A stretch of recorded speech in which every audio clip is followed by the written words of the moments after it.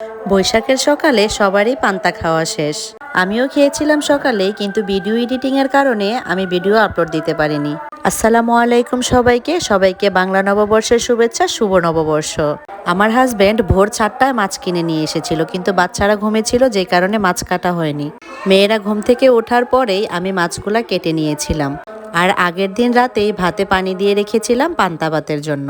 নবাবপুর বাজারে সবসময় পয়লা বৈশাখের আগে অনেক বড় মাছের আড়ত বসে।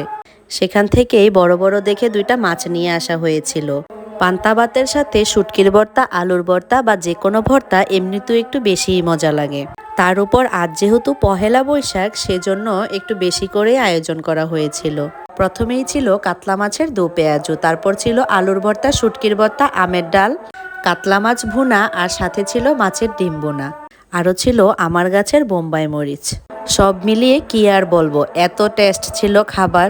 আমি এখন ভিডিও এডিট করছি, প্লাস আমার জিভে আবারও পানি চলে এসেছে।